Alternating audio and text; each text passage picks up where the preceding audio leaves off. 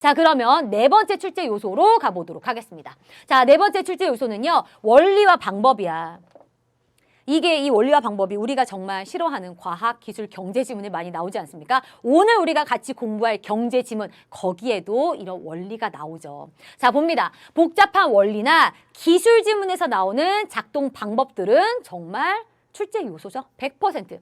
어떤 현상을 설명하는 글에서 자주 쓰입니다. 자, 복잡한 뭐를 설명하는 원리를 설명한다. 당연히 필연적으로 정보의 양은 많아지기 마련입니다. 그런 원리를 설명하려다 보면요. 바로 무엇 중심으로? 인과관계를 중심으로 설명할 수밖에 없게 돼. 인과관계. 원인과 결과가 되겠지, 그치? 그리고 이 원리를 설명하다 보면은 뭔가 단계별로 이렇게 나뉘는 경우가 있다. 그러니까 그것이 각각 과정이 됩니다. 그래서 단계별 과정을 세세하게 설명할 경우 과정을 나눠서 설명하니까 당연히 정보량이 많아지게 되겠지, 그치? 제시된 내용이 복잡하고 어렵게 느껴집니다. 그래서 제재 자체가 과학이고 기술이고 경제야. 나한테 좀 생소한 분야야. 생소한 분야인데 원리를 설명하다 보니까 원인, 결과 정보량이 많아져. 원인, 결과 설명하다 보니까 그 각각의 원인, 결과가 단계가 돼버려. 그치? 과정이 돼버린단 말이야. 그러니까 어려운 제재지, 출제 요소 어렵지, 그러니까 고난도가 되는 겁니다. 그런데 이런 고난도 세트가 변별력을 확보하는 그런 주인공이 되니까 여러분은 요런 원리 방법을 모아놓은 그런 원리 방법에 대해서 출제해놓은 기출문제를 모아서 집중해서 공부하는 연습해야 됩니다. 아셨죠? 자, 봅니다. 자, 원리라는 것은 얘들아 조건과 결과 혹은 원인과 결과 요런 관계로 정보들을 조직해 놓은 그 문단이야. 알았지? 지문에서 설명한 원리나 방법을 보기 속 구체적 사례에 적용하는 문제 패턴 6과 결합하는 경우가 많아요. 그러니까 이 문제는 몇 점짜리가 되는 거야? 3점짜리가 되는 거지. 그치? 자, 그리고 넘어가서 봐봐. 요런 선지들이 있었어. 대상을 단계별로 나누어서 설명해. 기억에 대응하는 것을 A의 동영상 압축 과정에서 찾아라 라고 얘기했어요. 과정. 자, 그 다음에 여기도 봐봐. 그림은 초음파 진단 장치 딱 봐도 기술 지문이지. 작동 과정을 계략적으로 나타냈다. 기억이 나타나는 단계를 골라봐라. 이런 문제가 있습니다. 자, 그 다음에 요 문제도 많이 봤었죠. 고난도 문제예요. 그치? 플래시 메모리 데이터 10을 01로 수정하려고 할 때 그 단계별 뭐가 되는 거야? 과정을 이해했는지를 내가 너에게 물어보겠다라는 거예요. 그래서 원리 방법을 설명할 때는 이런 과정이 필연적으로 같이 동원되는 경우가 많다. 이런 정보들을 여러분이 잘 체크해서 이해하는 연습을 해야 되고요. 이런 정보는 원리, 방법, 과정은요. 1문단부터 5문단까지 쫙 걸쳐져 있지 않아. 최소 한 문단이나 많아도 2문단 정도에 걸쳐져 있으니까 그 문단을 집중적으로 읽고 이것과 짝이 되는 패턴 6 문제를 찾아보는 것도 좋은 방법이 되는 거예요. 자, 그러면 이번에는 다음 출제 요소, 5번 출제 요소야. 구조와 기능이지. 대답해봐. 구조 기능 패턴은 어떤 지문에 많을 것 같아? 구조와 기능. 당연히 기술 지문에 많아요. 그치? 과학 기술 지문. 자, 어떤 대상을 이루는 각 구조의 기능, 어떤 하나의 대상을 구성 요소별로 나누는 거야. 쪼개는 거야. 다른 말로 뭐 하는 거야? 분석하는 거예요. 각 구성 요소가 어떤 기능을 하는지를 설명합니다. 그림 문제를 보기 속에다가 지문에 넣어주는 경우도 있지만 보기 속에다가 넣어주는 경우도 굉장히 많아요. 자, 지문 속에 그림이 없다? 보기 속에 있는 그림을 가져다가 지문 이해에다가 동원해도 괜찮아. 그치? 그래서 전체를 이루는 무엇? 구조. 각 구조 간의 관계나 각 구조의 무엇? 기능, 다른 말로 역할을 묻는 경우가 많다라는 거죠. 자, 세부 정보에 대해서 묻는 문제, 그러니까 몇 번 문제가 되겠어? 패턴 1번이나 3번 문제. 그다음에 보기 안에다가 전체 구조와 관련된 그림 자료를 제시한 다음에 지문의 내용을 적용해 보라고 하는 패턴 6과 결합하는 경우가 참 많다라는 거예요. 그래서 출제 요소의 패턴 종류를 알면요. 요런 문제는 이런 스타일의 문제와 연결이 되는 거지. 지문 패턴과 그다음에 문제 패턴을 여러분 충분히 연결할 수 있습니다. 자, 이런 식으로 문제가 나와. 기억의 실내 공간을 이해한 것을 적절한 것은? 자, 기억 대상의 실내 공간을 각각의 요소별로 쪼개 놓습니다. 각각의 공간의 특징이나 각 공간의 기능에 대해서 이해했는지를 묻겠다는 거야.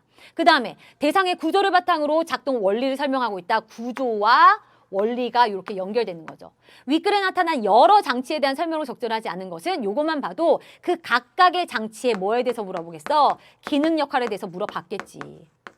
이 기능 역할에 대해서 딱 설명한 어떤 중심 문단 하나가 있을 거야. 그 문단이 이 문제의 판단 근거가 되는 거예요. 봐봐. 배수 펌프 시스템의 신뢰도를 높이기 위한 물리적인 구조를 제대로 이해했는지 지문 속에서 줄글로 설명해 준 다음에 그 구조를 여러분이 시각화할 수 있는지를 물어보는 거예요. 구조를 제대로 이해했는지 체크하는 이런 문제들이 나올 수 있다는 겁니다. 자, 이게 출제 요소 5번째야. 지문 속에 어떤 대상을 구조별로 나눴다? 당연히 그거는 문제화되어 있어. 문제화될 것을 뻔히 알면서 어떻게 그 정보를 제대로 읽지 않을 수가 있겠어. 각각의 구조에다가 동그라미나 네모 표시해놓고 각각의 구조의 역할 기능에다가 밑줄을 긋든지 뭐라든지 무슨 수단과 방법을 써서라도 그 내용을 제대로 이해하고 잘 기억해서 선지와 연결을 할 수 있어야 돼. 알았지? 자, 그 다음에 마지막 6번째. 자, 그 나머지 부분들을 선생님이 다 모아봤어요. 자, 봅니다. 선생님이 항상 강조하는 거야. 선생님이랑 수업을 듣다 보면은 이런 얘기 계속 얘기해. 지문 속에서 문제점 다른 말로 한계를 얘기했다. 한계를 보완할 수 있는 해결책이 나와요. 이런 문제가 있어. 그래서 이런 해결책. 이런 문제가 있어. 그래서 이렇게 해결책. 이런 식으로 쭉 무슨 연세법처럼 나오기도 합니다. 지문 속에서 질문을 던진다. 결코 그 답을 너에게 묻지 않아. 그렇게 물어보면 너무나 다양한 답이 나오기 때문에 수능에선 그렇게 묻지 않아요. 지문 속에서 질문을 던진 다음에 그 질문에 대한 답을 제시합니다. 요 답이 뭐가 되는 거야? 출제 요소가 되는 거예요. 자, 그리고 선생님이 첫 번째 강의에서부터 얘기 많이 했어요. 지문 속에서 어떤 대상의 목적, 목표가 나온다. 중요한 출제 요소야. 그리고 그 목적과 목표를 달성하기 위한 방법을 설명한다. 이것 또한 중요해. 그치? 그리고 어떤 대상을 구분하는데 구분의 기준을 설명한다. 이 기준도 출제 요소가 되는 경우가 굉장히 많아요. 알았지? 자, 그리고 지문에서 아예 어디에 뭐가 중요하다. 어디에 주목한다. 이런 표현은요. 그 뭐가 중요하다고 말하는지, 어디에 주목한다고 말하는지 그 무엇과 어디가 아주 중요한 정보가 되는 겁니다. 지문에서 출제자가 대놓고서 이게 중요해, 여기에 주목해 라고 말을 하는데 어떻게 그 부분을 놓칠 수가 있어요? 중요하다라는 것을 알려주는 표지야. 이것도 마찬가지야. 자, A가 아니라 B다 라고 말을 하는 것은 얘들아, 사실 A가 아니라는 말은 안 써도 된다고. 그치?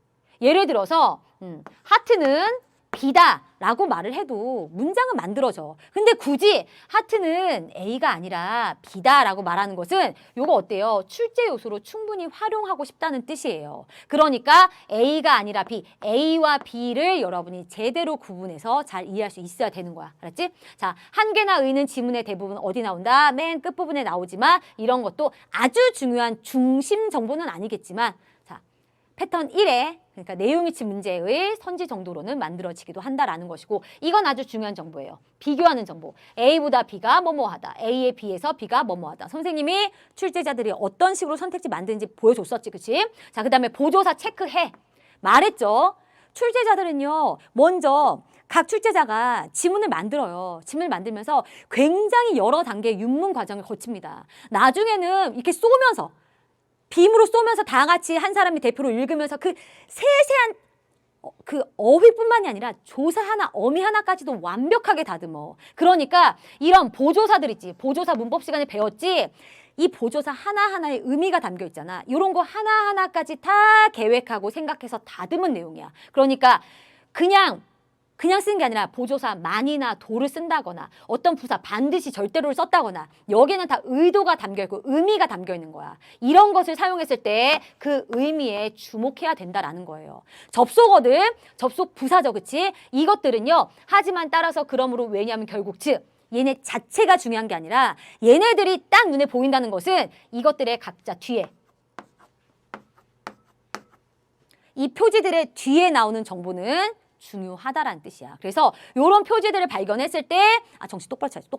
똑바로 차리고 그 다음의 내용을 여러분이 주목해서 잘 읽어야 하며 그리고 특히 따라서 그러므로 왜냐하면 이런 말이 나왔을 때는요. 이 말의 앞뒤 정보의 관계까지도 제대로 주목해서 읽어내야 한다라는 생각을 해야 되는 거예요. 아셨죠? 그래, 국어 지문 읽으면서 생각할 거 진짜 많아. 그리고 이런 요소들을 다 챙기다 보면은 거의 지문의 모든 정보에 주목해야 하는 것도 맞아. 그렇지만 그럴지라도 이런 내용들을 여러분이 잘 생각하면서 핵심 정보들을 잘 짚어가고 구조화하면서 이해해야 됩니다. 아셨죠?